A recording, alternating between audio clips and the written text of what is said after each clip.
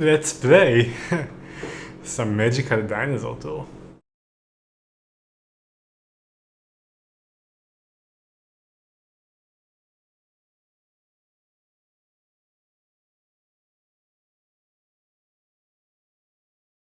Yeah, there is no sound. The great expanse of space and Earth, documenting its history. A tremendous drama once unfolded here, lasting for 160 million years. Let me increase the volume a bit because it's kind of quiet for this.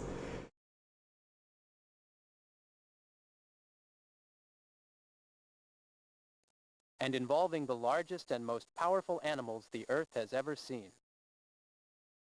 The great dinosaurs. Oh boy. We are now entering into the mysterious age of the dinosaur.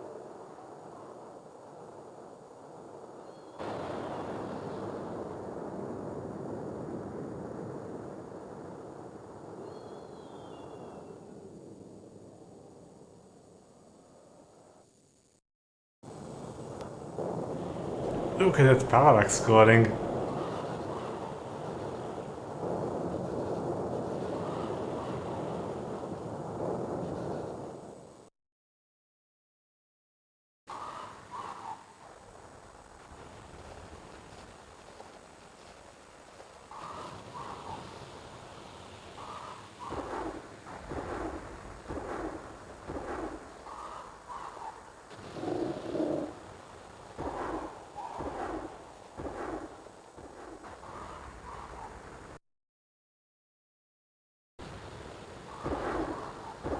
Oh shit. He's in for it. Oh no.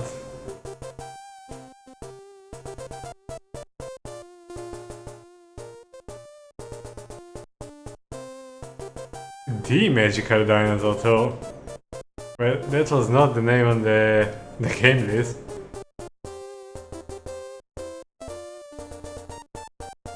There is a demo?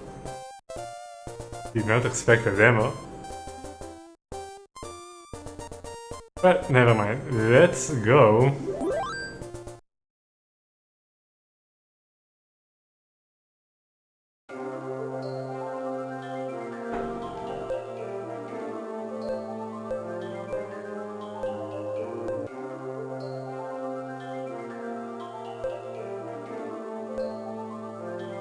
So I'm not sure what those actually mean.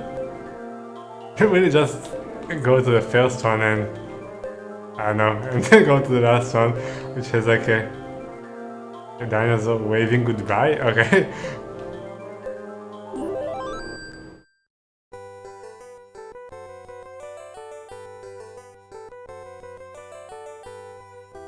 Guidance, menu, help.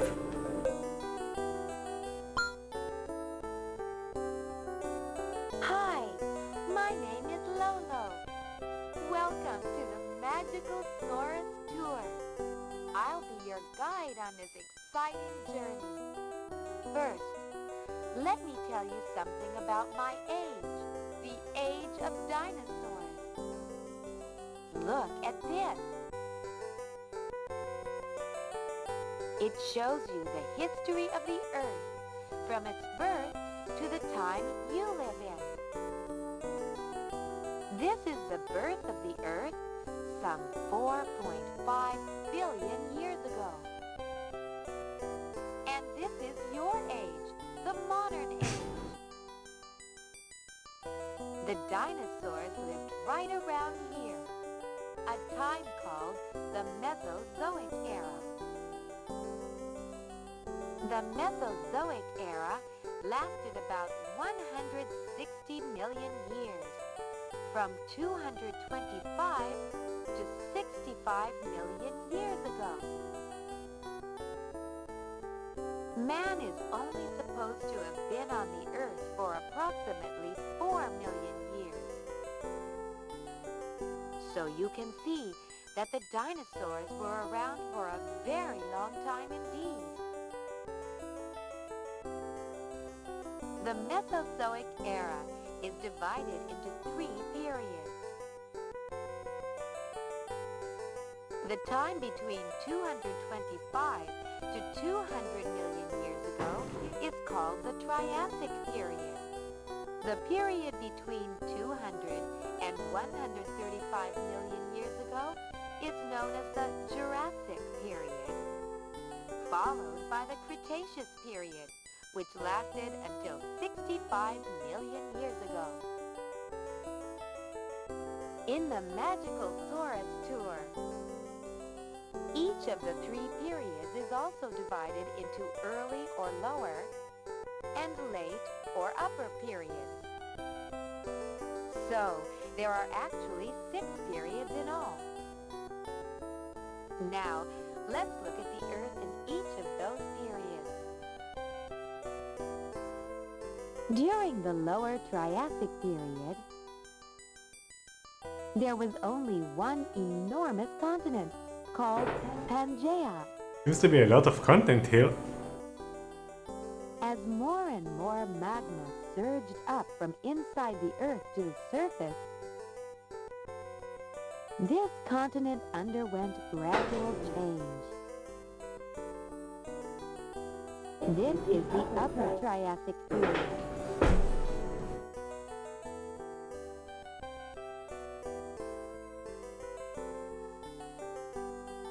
And this is the Lower Jurassic period. Can you see the crack forming? This is the Upper Jurassic period.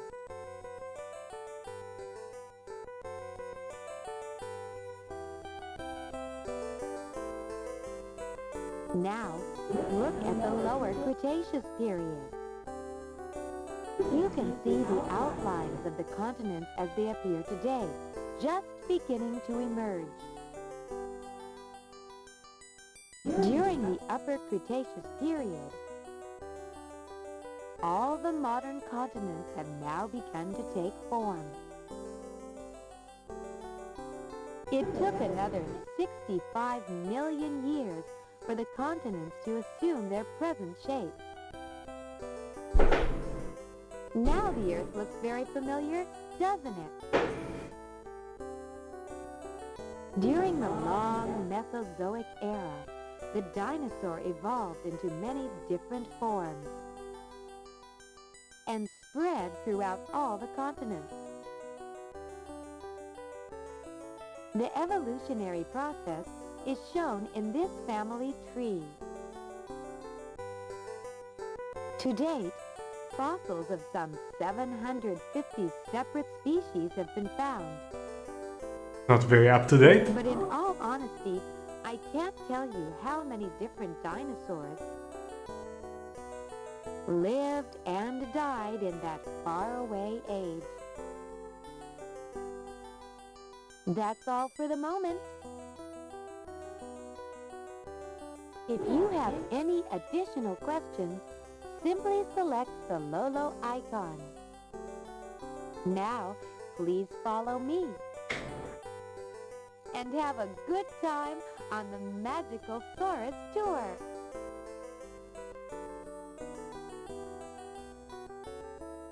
Come on, you can walk faster.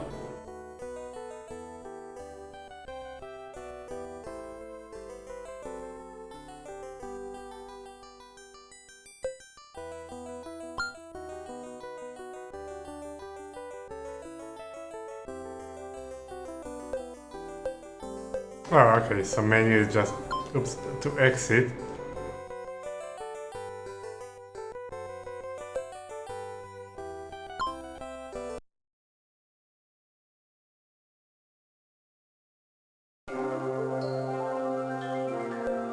Huh?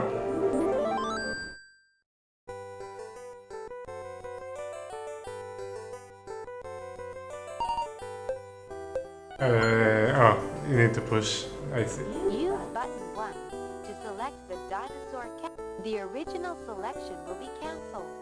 Hitting the run button at any time called the select button is not used. This is the direction key. Use it to move the cursor. Okay, so you can, when you press the button, it doesn't actually skip anything. It just skips like a. It doesn't skip everything. It skips only a line. That's actually a smart choice. Okay, so we've done this. Magical Dinosaur Tour. Moving dinosaurs can easily be viewed in the... Oops, I didn't mean to skip that. Oh, I see. That thing actually explains about the everything here. Okay, so you don't need explanations. We're just going to go through all of them. We'll see what they give us.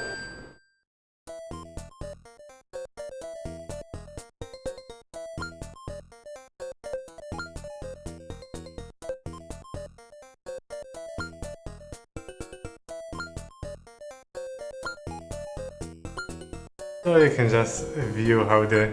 The long journey is over. Dinosaurs disappear completely from the face of the Earth in the Cretaceous period. See the ending for more.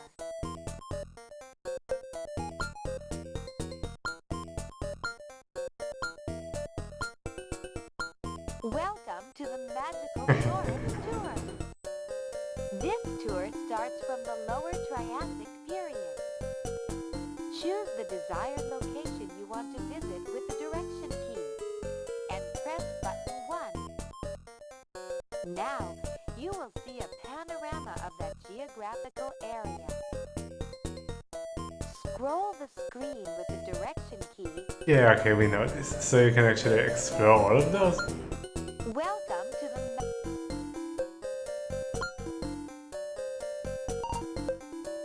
Oh.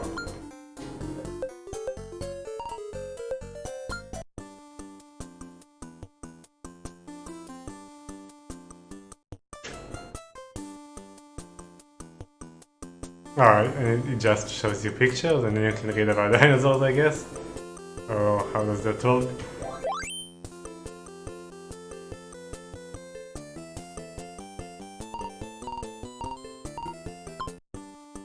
No, it just shows you some pretty pictures.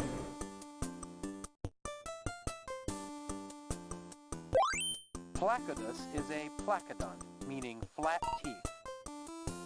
A marine reptile, it lived during the Triassic period.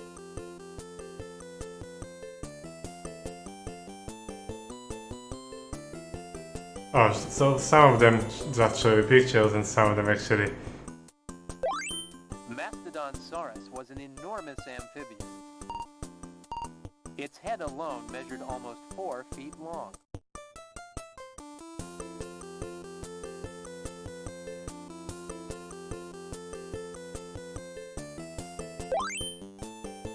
The proto-avis is believed to be the first bird that ever appeared on Earth.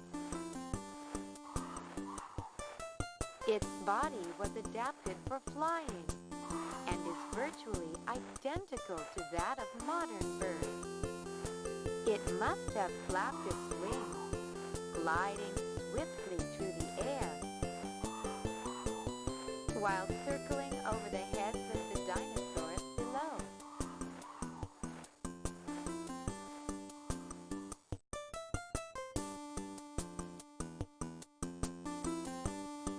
So you have animations, some pictures, some info.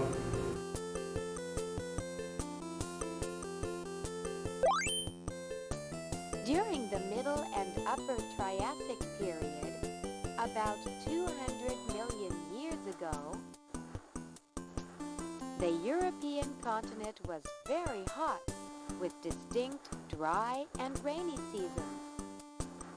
Herds of these plant-eating plotosaurs are believed to have crossed the desert with the arrival of the dry season in search of food.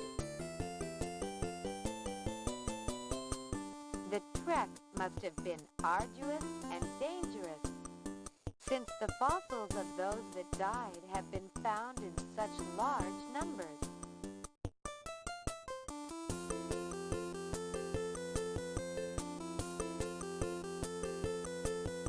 So it's only one picture and there are a lot of those.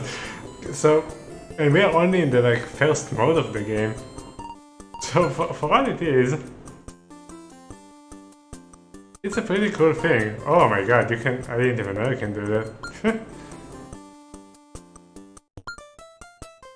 So much info.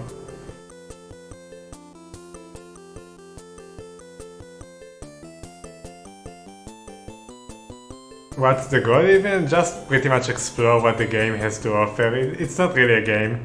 We're just admiring the scenery and moving on, I guess. But this game has a lot of content. For what it is.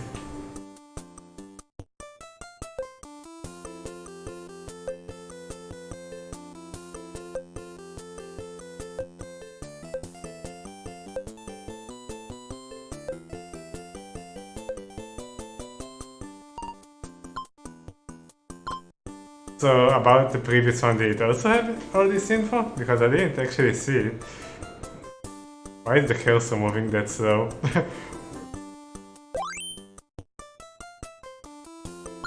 Yeah, you can, okay.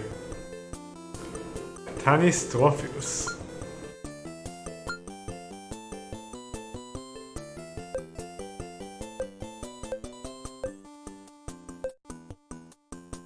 Trophius Longbardicus.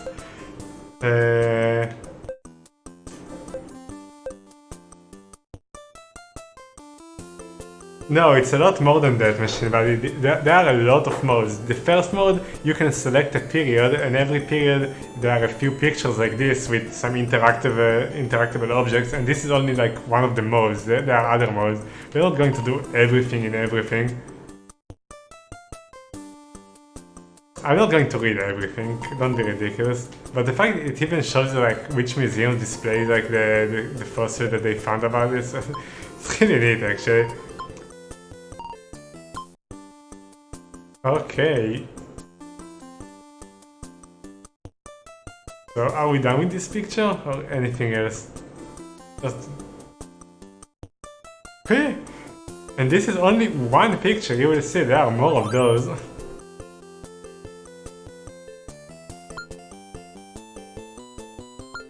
Lystrosaurus. Remains of Lystrosaurus. You will have to excuse my pronunciation because those are hard words and that I'm probably butchering half of them. Have been widely recovered from early Triassic strata around the world. A heavy animal with sturdy limbs and large head. It had virtually no teeth except for a pair of tusks for the male. The almost universal spread or migration of Lystrosaurus is often used as an argument in favor of the existence of a single supercontinent at the beginning of the Triassic period. Curiously, however, the only fossil remains, probably not updated, of Lystrosaurus in the northern hemisphere all come from southern China. In addition, the fauna from southern China show marked difference from those found in the northern part of the country, leading some researchers to suspect that what is now southern China broke off from the supercontinent at some time and later drifted north to its present location. If this is true, the Lystrosaurus may have originally been confined to the southern hemisphere, and thus not quite so widespread as once thought. Honestly, this is very well made. And we are only like at the first picture, at the first period of the first mode. So the ones that only show you like the A icon, they only show like animations and some talk. They don't have info. The oldest ichthyosaur in the world is the Utahsaurus. It was given the name Utatsu because the first fossil of this ancient animal was found at Utatsu in the Miyagi Prefecture of Japan in 1979. Since its limbs and tail had not yet fully developed into fins, the Utatsusaurus was probably not a great swimmer.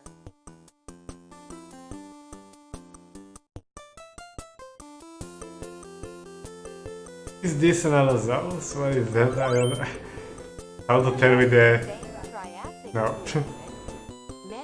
The art is a little bit weird. Adapted to life in the sea. Nothosaurus was one such animal. It dove through the ocean and swam skillfully with its webbed limbs, probably preying on fish. Eventually, Those animations are silly. grew even more well adapted to the water and evolved into Ichthyosaurus,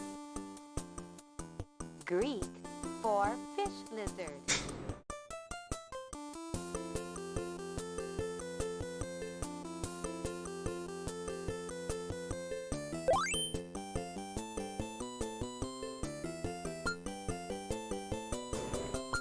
Lotosaurus.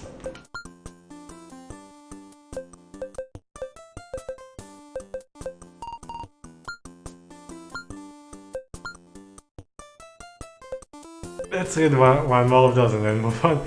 Lotosaurus was a member of the suborder Protozoa, I can't read it, that lived in China during the mid-Triassic period. It represents a distinctive form with no known precedents.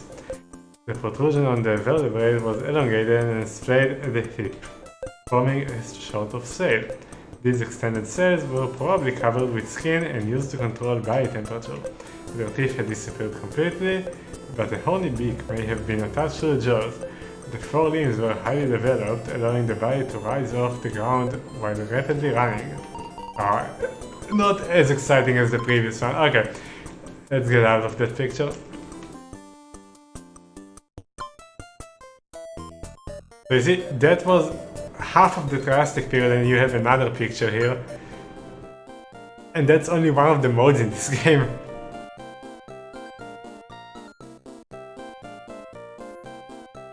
Let's just pick one of them that looks interesting and read about it and then move on. Whatever.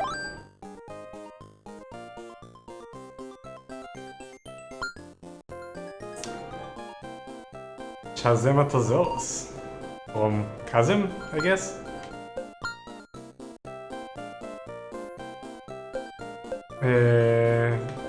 So it's only distinct related to a dinosaur. A typical representative, the Chazematosaurus, was primitively built and forced to crawl with sprawled legs like a salamander. The tips of its jaws were hooked with its webbed forelimbs. It may have been a marine animal. Fossil remains of Chazematosaurus have been found in China and Africa. Oh, so not all of them has like all the interesting info like the one that we found before.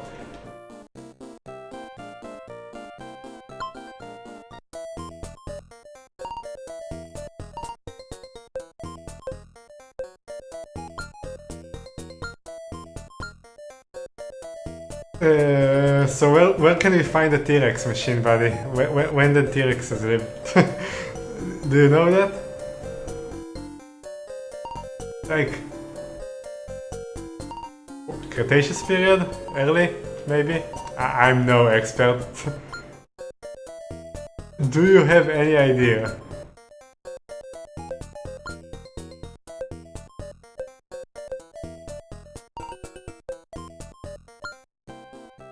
Go Google that and see if we can find it in the game.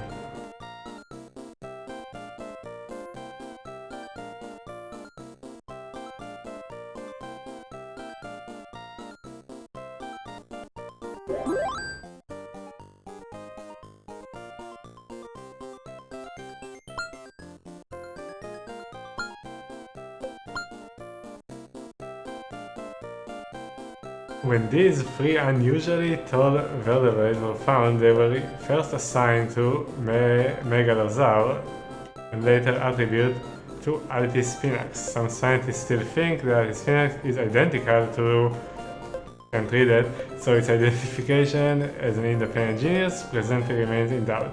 According to those who support the new genus classification, Altispinax possessed a small sail supported by a 1-foot high protrusion on its shoulders. Okay, I guess let's move to the next mode. See what else we have here. That was one of the modes, there are 5 more.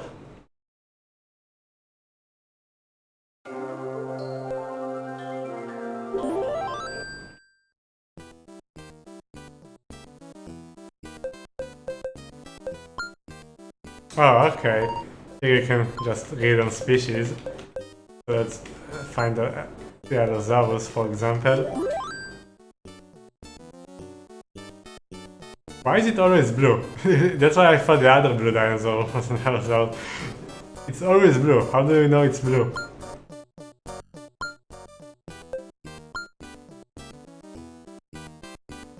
The carnivorous Allosaurus roamed most of the known world during its day.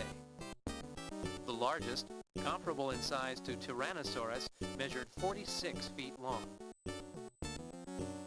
Allosaurus's skull was fragile when compared with its body, however. It may have been able to dislocate its jaw like some snakes in order to swallow larger prey. I did not know that. A horn-like projection atop the head shows a dramatic difference in sharpness from fossil to fossil. Like the horn of the Ceratosaurus and the crest of the Dilophosaurus, the Allosaur's own horn-like projection may have been displayed as a symbol of male strength.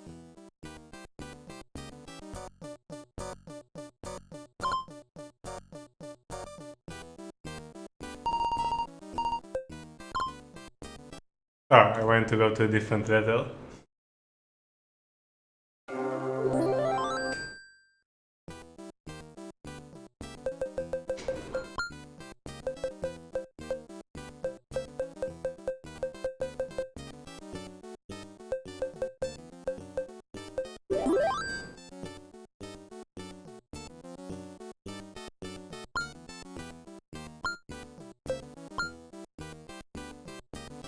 Pteranodon is a large pterosaur that had a wingspan of at least 26 feet.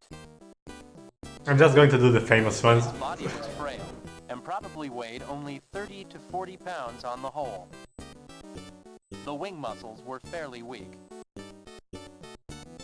It probably built its nest on high cliffs overlooking the ocean. From there, they probably sailed as high as 1,000 or 1,500 feet on thermal air currents. Now it could dive from on high, skimming the waves for food, then soaring back into the sky. If necessary, the pteranodon could probably land on water, and then use its wings to get airborne again. A typical feeding flight might have lasted several days, and carried them 200 or 300 miles from the coast. We're just going to learn on all the famous ones from Jurassic Park. Like today's seafaring birds, they may have been covered with white feathers, both as a means of disguising their silhouette from the fish below, and as a way of preventing a rise in body temperature while on an extended flight. So we're going to do Comphis, Velociraptors, Triceratops, T-Rex, and anything else I can remember from Jurassic Park. Dimetrodon, if you actually count Jurassic Park 3 as a movie. Some want to pretend that it doesn't exist. How do you return back to the letters?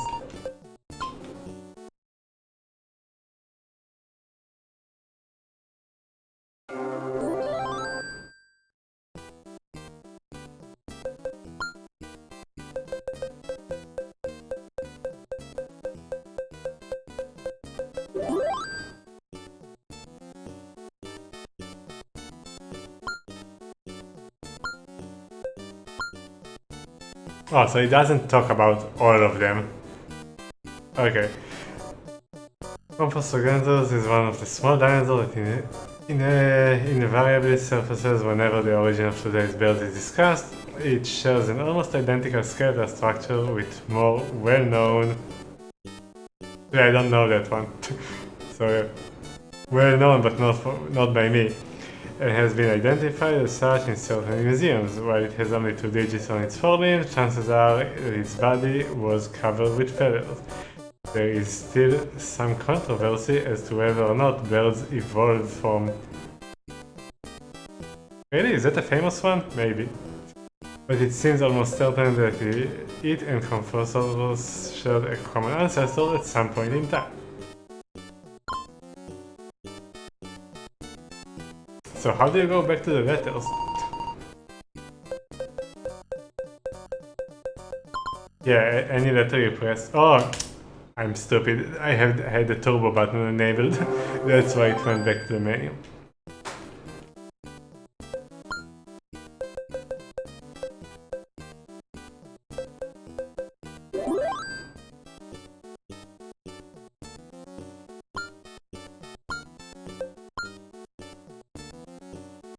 Up until the 1960s, science thought of the brachiosaur as one of those animals forced to live most of its life in water in order to support its immense bulk. Consequently, its diet was believed to have consisted mainly of aquatic plants. In common with other large sauropods, the brachiosaur had an unusual nasal opening on the top of its head, presumably convenient for breathing in water. Later research has again shrouded the function of this nasal opening in mystery, for it now appears that the brachiosaur preferred to live on dry flatlands.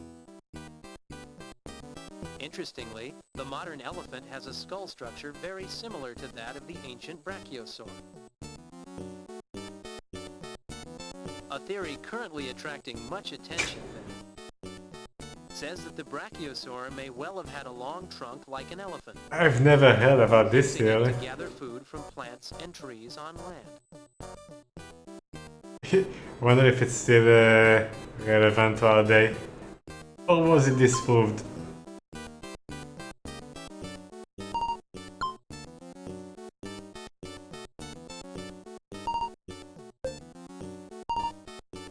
Yeah, now we can go back to the letters. Did you know that there was a theory that Brachiosaurus had trunks like elephants?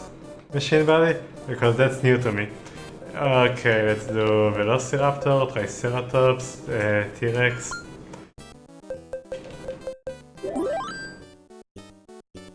Does it say that they can open doors? Like in Jurassic Park? Probably. Also, watch the data. Watch how tall they were. 6 feet, not like how in some of the movies. 6 feet. In the movies they were so much taller. They took a lot of artistic liberty.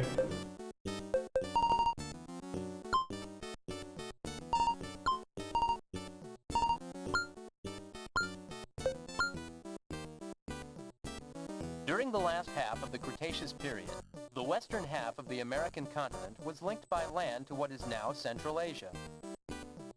It was this common area that produced both the greatest number and variety of dinosaurs in the history of evolution.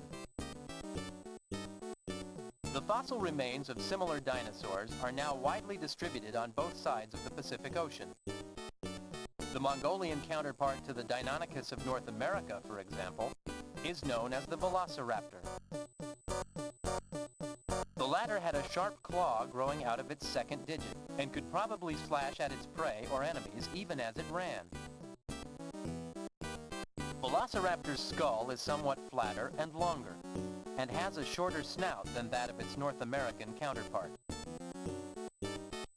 The now famous battling fossils recovered from the Gobi Desert were the first conclusive proof that Velociraptor attacked contemporary herbivores.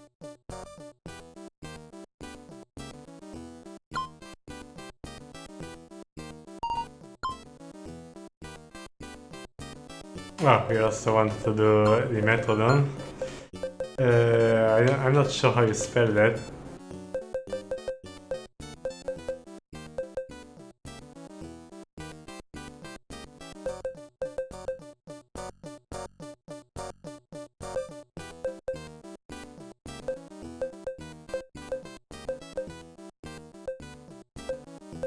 Or is that a made-up species for Jurassic Park 3? I don't know. It's not this one. No.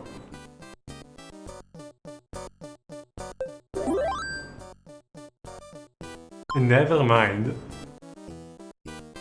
Yeah, that's how I thought you spelled, but it's not... It's not here. Maybe it's a more newly discovered species, or maybe it has another spelling?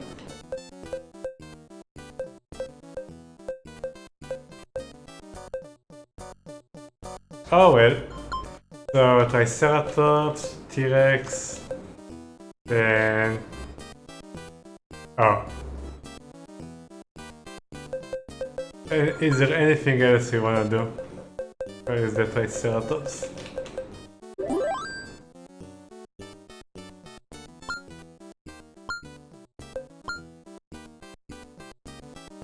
Triceratops is believed to be the deadliest of the herbivores.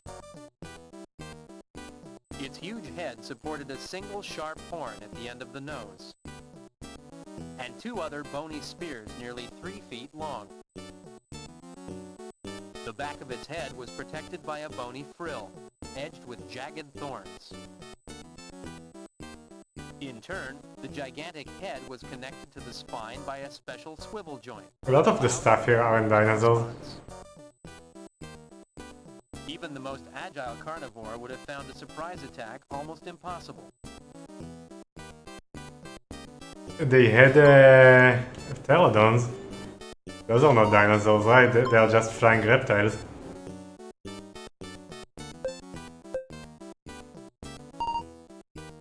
Right?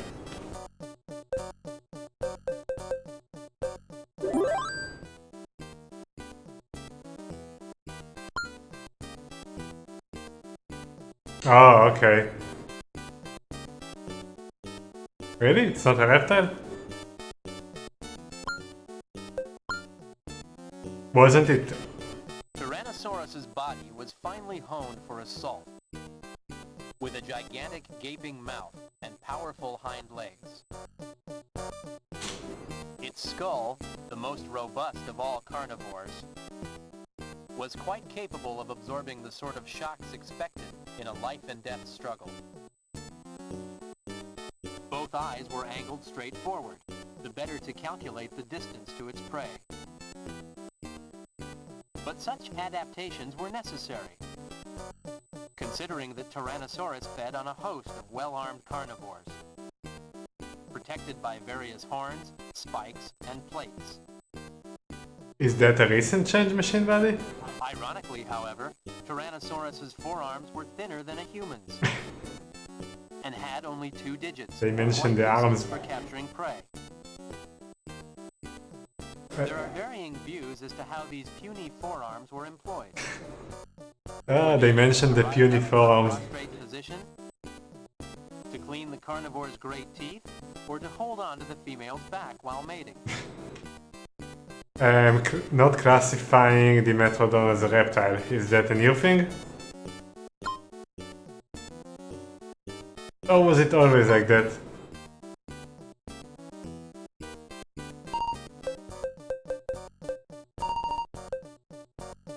Any other interesting species that we wanna check? Is there anything you wanna check? Oh, Stegosaurus is also a pretty famous one. Can we find it? Yeah, that's...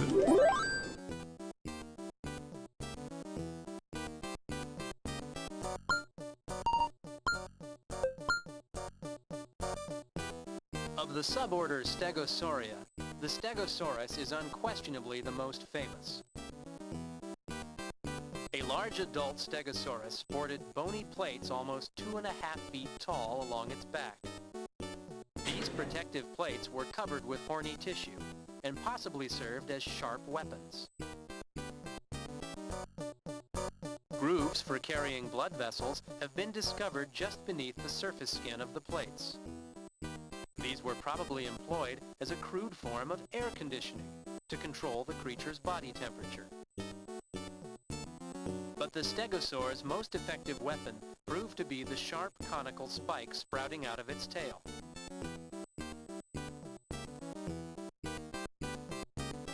Individuals may have wielded as few as 4 or as many as 8 such spikes. Regardless of the number, it's not hard to imagine a predator being driven off or even killed by their sharp points. Is there any species you wanna check? Oh, there was also the ones that that spit poison in Jurassic Park. Obviously they don't do it in real life. I mean, what's their name? Should also check them. Dilophosaurus, I think, right? The ones with the impressive frills that spit poison in Jurassic Park. I think Dilophosaurus is the name.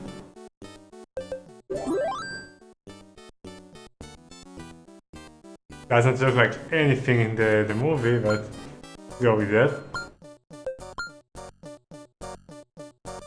Dilophosaurus was one of the largest carnivores roaming North America during the Lower Jurassic period. Because of its size, Dilophosaurus was initially thought to be one of the giant flesh-eating carnosaurs. Some scientists now think it was simply an extremely large member of the Coelosaur family.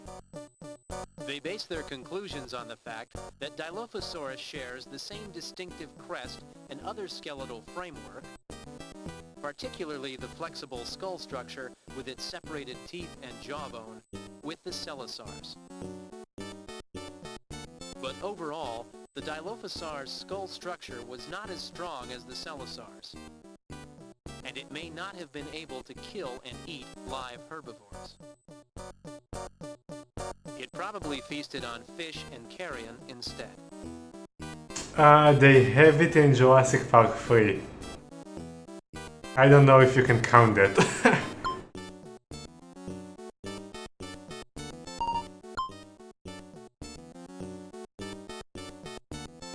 Okay, so I think that's it. There is another one, but I really don't remember the name. Why what? Why you can't count it? Because it's a shitty movie. Oh, it's like, why do they have it? I don't know. And what? How do you call that dinosaur that has like the thick skull that skull bashes you in the Jurassic Park 2 arcade?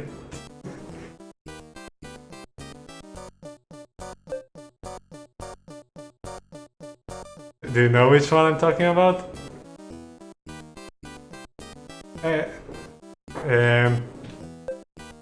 I don't remember the name.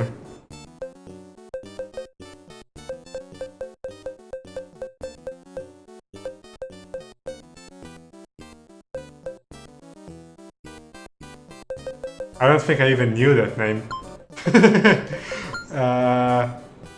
This one?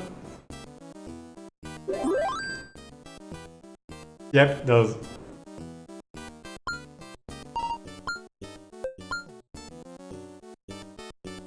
The skull of the Pachycephalosaur is virtually solid bone throughout, with only a small cavity for the tiny brain. At first, this strange-looking skull was thought to be a hormonal abnormality. But it is now known to be a distinctive feature common to all Pachycephalosaurs. Apparently, the skull was designed to absorb and disperse a great deal of shock. These dinosaurs may have used their thick skulls to batter one another, as a means of determining rank, or to protect themselves from predators. There is one theory that even says this massive bone was used to rake open hard anthills, but no really convincing proof has come to light. As for having non-dinosaurs in Jurassic Park or things from the wrong period, I don't think that's an issue with the movie necessarily. They had like plans from other periods, and they even call it Jurassic Park, even though most of the species are from the Cretaceous period.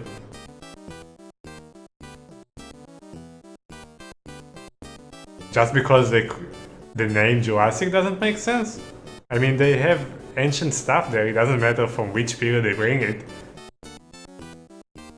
Because the technology that they use, it will have no problem, if it actually existed obviously, it will have no problem working on other extinct species. The name, I guess, is weird.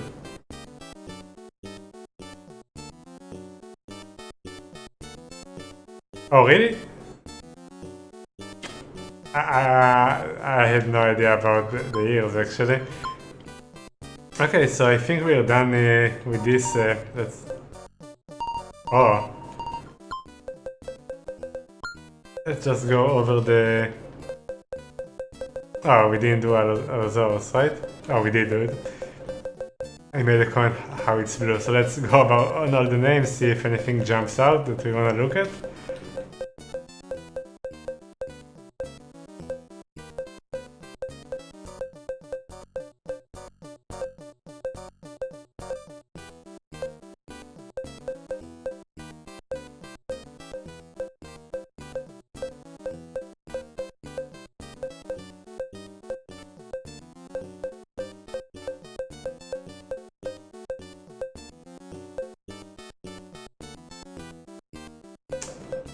Yeah, you're correct.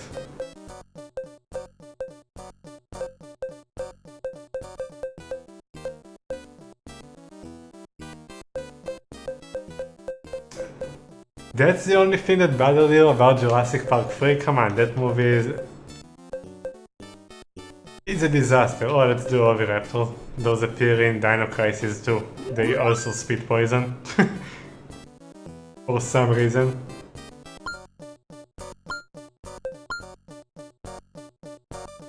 Among all carnivorous dinosaurs, Oviraptor achieved one of the highest levels of skull specialization. I mean, they spit poison in the game, obviously. The strong jaw was Not a known controlled by fact about them. and its toothless snout had evolved into a horny beak. Most likely, Oviraptor used its beak to pierce the shells of dinosaur eggs and attack the soft insides. In addition, the three-fingered hand is built for easy grasping. Oviraptor could have used it to steady an egg while pecking at it with its beak. Or it may have even been able to smash eggs against rocks. Oviraptor fossils found to date display a wide variety. Some show animals with elongated faces and eagle-like beaks, while others portray odd-looking crests. Originally, these were all thought to be different species. A new theory, however, thinks that the Oviraptor simply underwent dramatic anatomical changes from birth to maturity. Obviously, more evidence is needed before adopting one theory over the other. What was this proven? I never watched Jurassic Park 3, don't... how do they know that they didn't eat eggs? What was the reason to disprove that? Ah, they didn't say that it's a 100% proven fact, they say probably.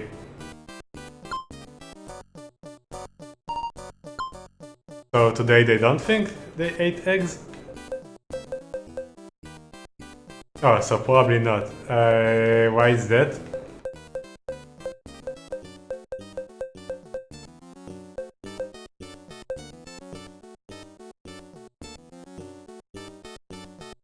Oh.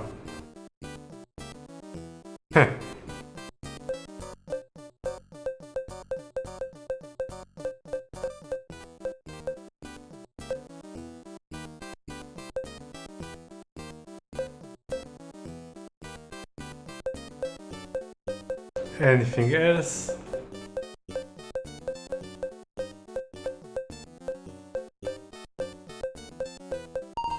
No, I guess that's it for this section.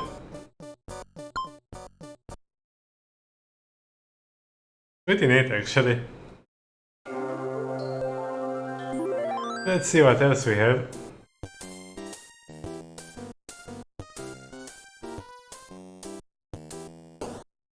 So you can just explore the tree and get the same info from before, probably? Like you click on things and you get the same info from before? Yeah. I don't think they are going to change the names of species. They never do that, right? Okay, so not a lot to do here.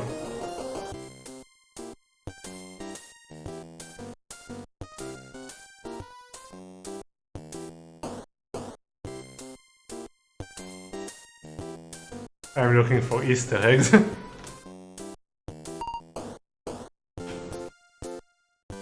Can you click on that? No. You cannot.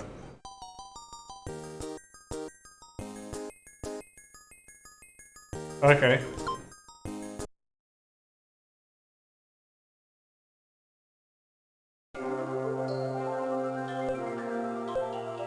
What else do we have?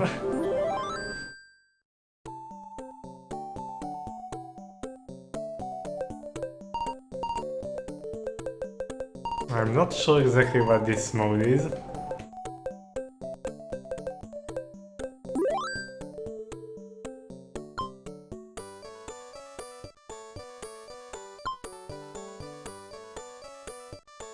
I mean, I can't even exit now. How do I exit? I wanna exit.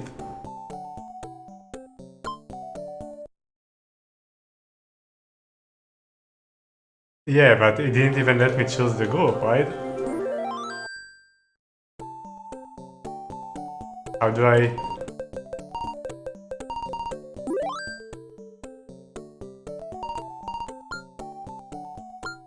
I'm slightly... Well... I don't get the classification then. Other animals, yeah. Oh, I see, okay. I didn't realize that those are not like species. Those are groups. Yeah. Other animals, so what do they actually include here?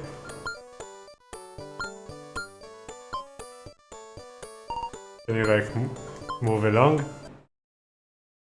No, that doesn't work.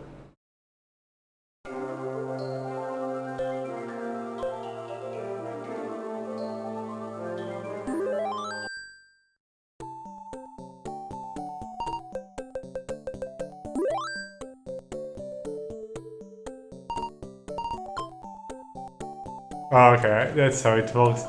You press button 2 and then you can keep scrolling slowly, and when you find one that you want to read about, then you press the other button. Okay. Yeah. It's even more confusing when it keeps changing, when they make new discoveries that contradict like previous stuff. Okay. So basically the game has like a lot of modes of giving you the info. What else do we have? Variety box. We have the miscellaneous box and the top 3. Let's go to the miscellaneous box first. Okay. I don't think there were bottles at the time of dinosaurs, by the way. The dinosaur with large feet.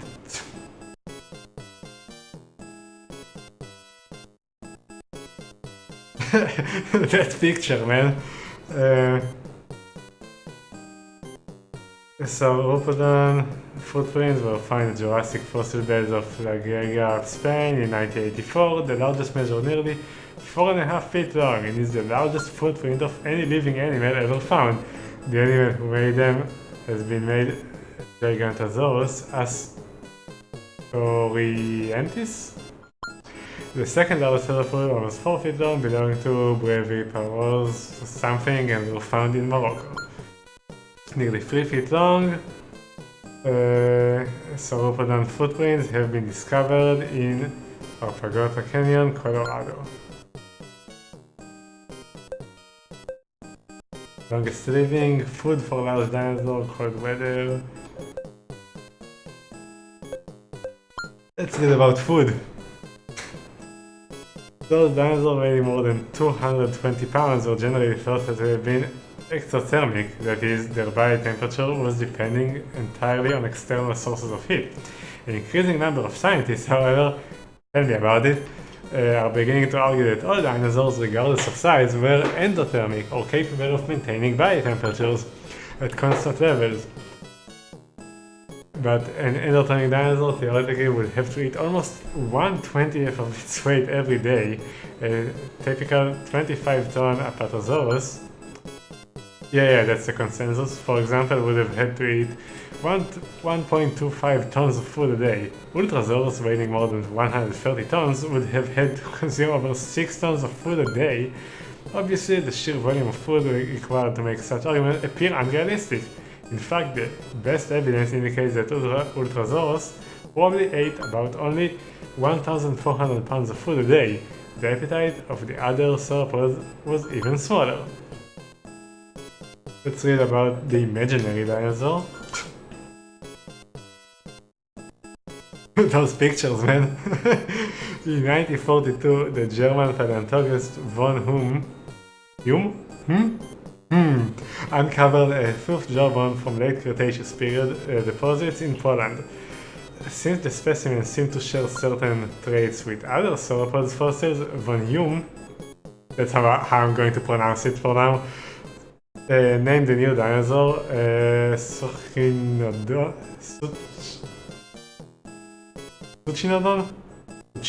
let's go with Suchi, let's go with Suchi. Suchinodon, however, proved to be a dinosaur in name only. Re-examination by Polish scientists revealed von Hume's jawbones to be a fossilized mollusk embedded in rock. Oh well.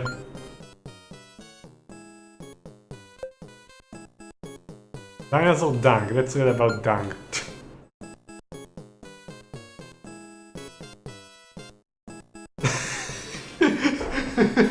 Okay, I think I'm actually going to check all of those just for the pictures. Various specimens of dinosaur dung called coprolites have been found around the world, but only that of the iguanodon from Belgium has been presently identified with a parent animal. Iguanodon coprolites are irregular ovals some 6 inches long. Large quantities of sauropodon dung have been found in both Colorado and Utah. One sample is about the size of a large apple, which is still small when compared to the average dinosaur body. Hundreds of these pellets have been deposited on a single location. Some later underwent a chemical change and turned into a gut. There we go, look at the pretty pictures.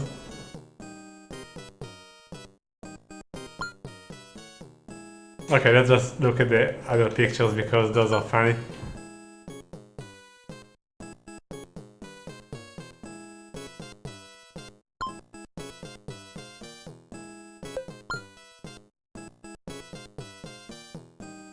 Not going to read all of them, but those are pretty funny facts.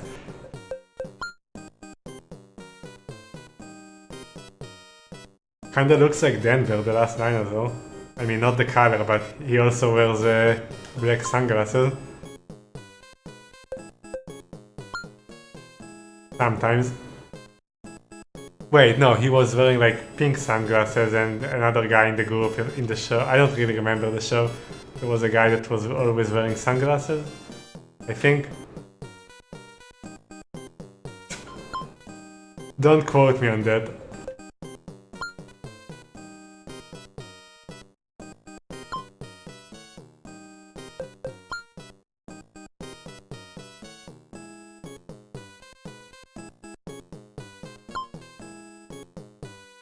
Let's read about names, because I can't pronounce them. All forms of life are given scientific names used universally around the world. As a rule, such names derive from Latin and typically describe some characteristic of the life form in question. If an animal ends up with two names, the earlier one prevails. If the same name is applied to different animals, then the first animal so identified is supposed to take precedence. But the name Ultrasaurus, attributed to one of the largest dinosaurs in the world, presents some confusion because it has been used to describe two different dinosaurs. It was first temporarily assigned in 1979, but in 1983, a Korean scientist officially registered a local sauropod fossil as Ultrasaurus tabriandis. In the meantime, the first unofficial dinosaur became so famous that public opinion eventually won out. In 1985, it was rechristinated Ultrasaurus makitoshi, so there was now two official Ultrasauruses. There are also examples of dinosaurs' names that had to be changed for other reasons. The large sauropod, once known as Brontosaurus, for instance, is now called Apatosaurus. This came about in 1978 when a researcher at the the Carnegie Museum of Natural History re-examined the museum's Brontosaurus specimen and found that the skull and legs were actually of Camarasaurus. When the real skull and legs were attached, the new dinosaurs were renamed Apatosaurus. Okay, we got confused enough. Let's read about the top 3.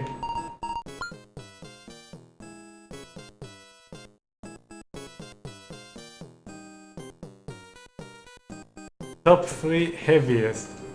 So, one is Brachiosaurus, right? Not sure about the other two. Top 3 heavyweight contenders.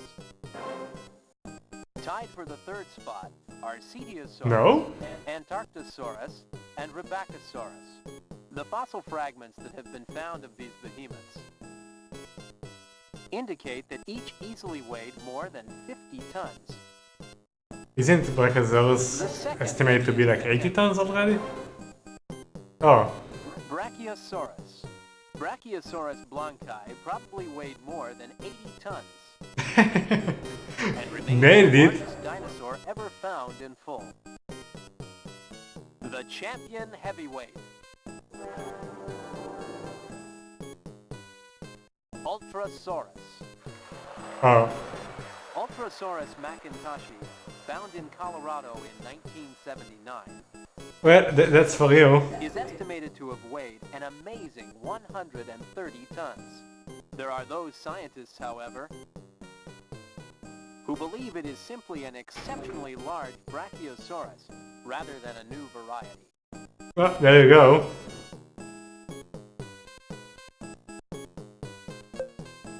There you go.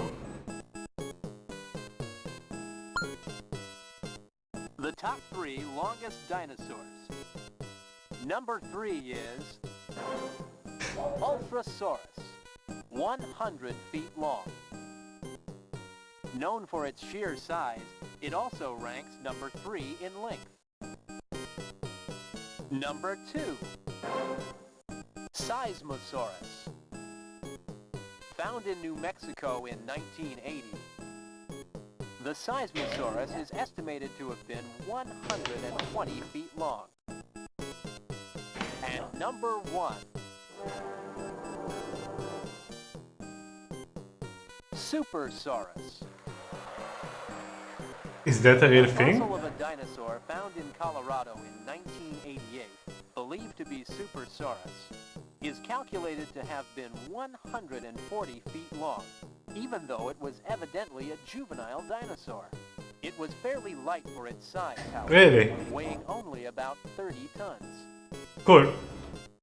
The longest dinosaur specimen that can actually be seen anywhere is of a Diplodocus.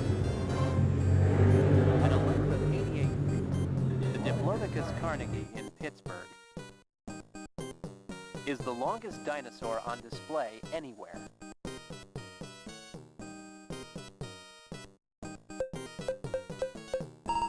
Okay, let's do one more. Let's do fastest and that's it.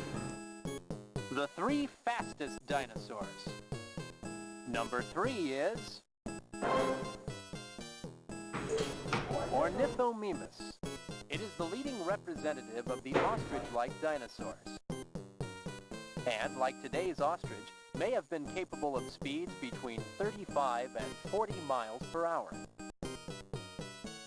The second fastest dinosaur, Dromiceiomimus. It too had... You see, he can pronounce those names, I can't. Running. The leg structure indicates that it might have been able to run as fast as 40 or 50 miles per hour. The fastest dinosaur.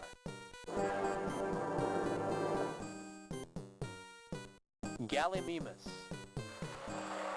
This largest of the ostrich dinosaurs measured almost 15 feet long. In brief dashes, it may have achieved speeds of more than 50 miles an hour. We are lucky he didn't name more.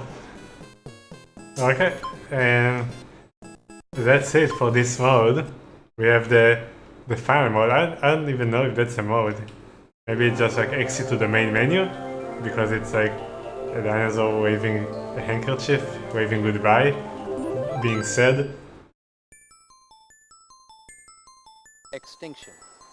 Is it the final destiny from which no living thing can escape? A movie.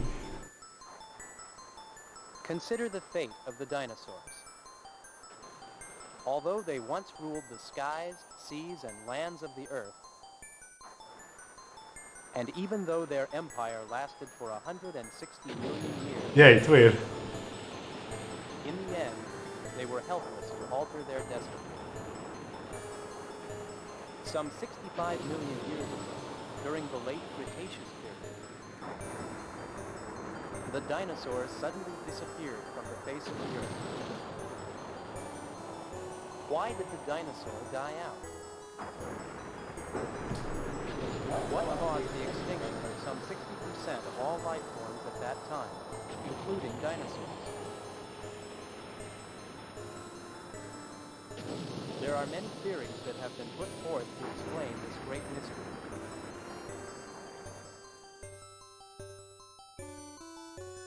Some say the deaths were caused by the slow drifting of the continents and the resulting changes in the environment. Others argue that the entire planet experienced an immense series of volcanic eruptions. Vast amounts of ash and harmful gases were thrown into the atmosphere.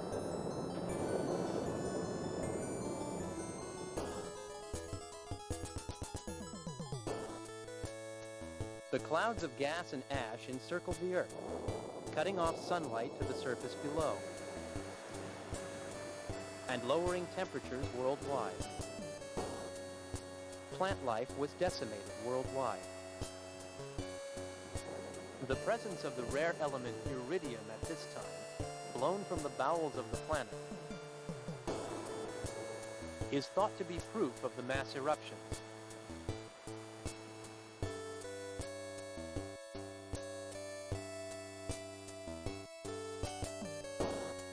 But another argument says the iridium arrived from outer space.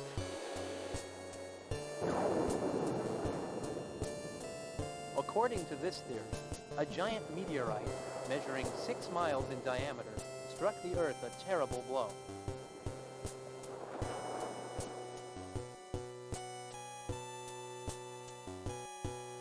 But the effect was the same as if many volcanoes had erupted all at once. The explosion hurled enormous quantities of dust and vapor into the upper stratosphere, blocking sunlight and threatening all life on the planet. But there are scientists who think the extinction of the dinosaurs was gradual, that they died out over millions of years rather than in one immense catastrophe. While the continents were all a single landmass,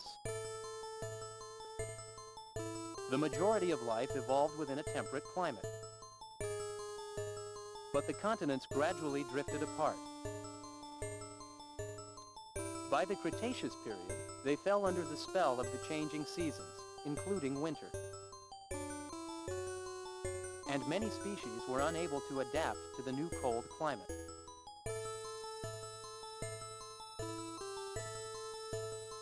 Which theory is correct? Or did the dinosaurs die from another cause altogether? Or from a combination of many causes? Well, they said 6 miles here. This may be the eternal question to which we will never have an ultimate answer.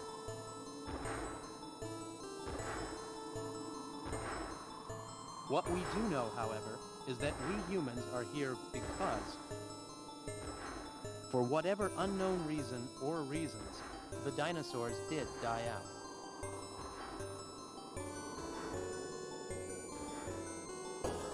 Some species thrive and flourish then, while others seem doomed to extinction. As a once successful life form, the dinosaurs have now vanished from the face of the planet. But in a way, they still live on, only in another form. Yeah, your chickens. Now, they live in our minds. Oh. Or not.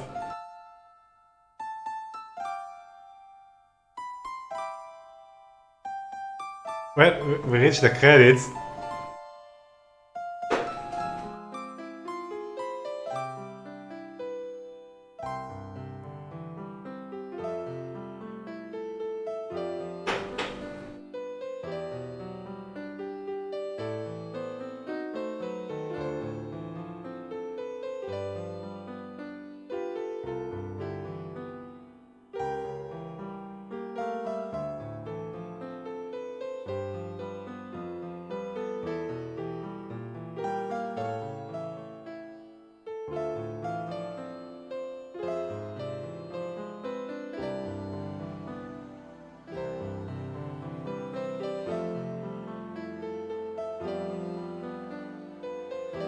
Yeah, this is the situation. You're correct.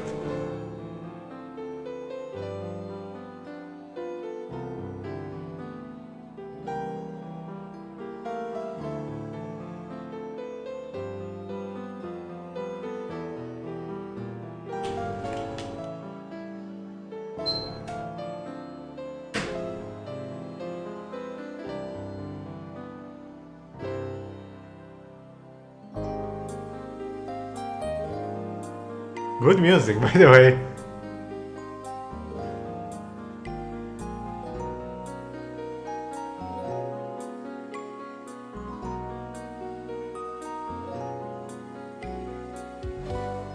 How do you rate this thing? For what it is? I mean, for what it is, it's really good. I mean, I probably couldn't get any more entertainment from this for more than like maybe one extra hour after this. But I know that younger me would definitely enjoy this.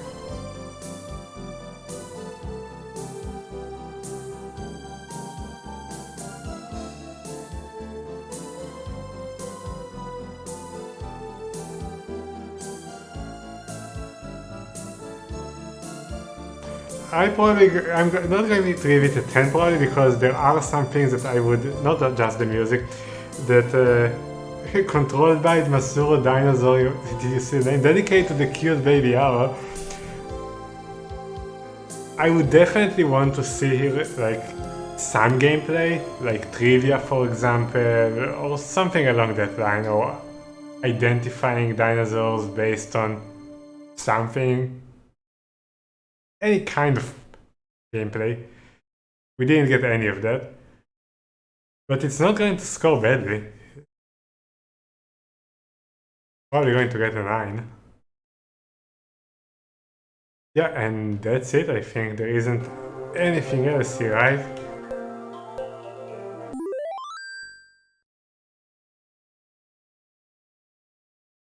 Yeah, this just goes back to the menu.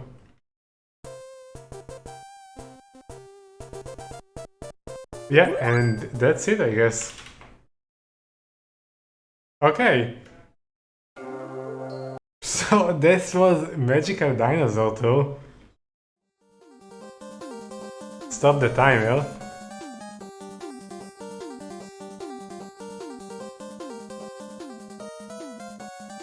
I know that by name, but I've never actually seen it. So we spent a little more than 1 hour learning about dinosaurs. We actually even learned some stuff. So how do you rate this?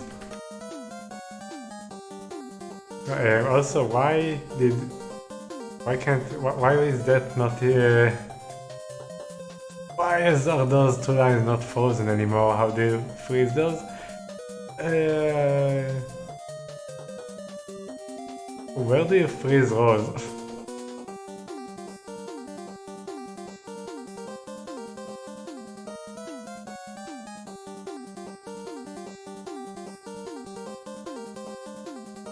Never mind, I'm going to check in view. Wait, 2 rows. Okay. Anyway, so technically it doesn't have gameplay, so I'm going to base the gameplay on like the enjoyment factor someone would get from this. And in my opinion, other than the fact it doesn't have like actual trivia or something like that, for what it is, I know that a young person would definitely enjoy it. It's well made, it's presented in a nice way. It probably has like accurate facts for that year when it actually came out. I can't fact verify everything, but it's probably accurate for the time. So honestly, I think it's fine for what it is. And the graphics, I don't know, the dinosaurs themselves and all the like zoom-ins were not that good, but the cutscenes and stuff, it was fine, and they also had like photographs of stuff, again. It's good. And music, again, it didn't have a lot of variety, but the music, especially in the end, I liked it. So again, I'm surprised that this is getting so hard.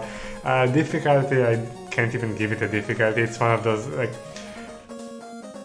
the lowest possible, because like I said, it doesn't, maybe it's even a minus, like it doesn't have a difficulty. And overall, like I said, someone that is into it would definitely enjoy it.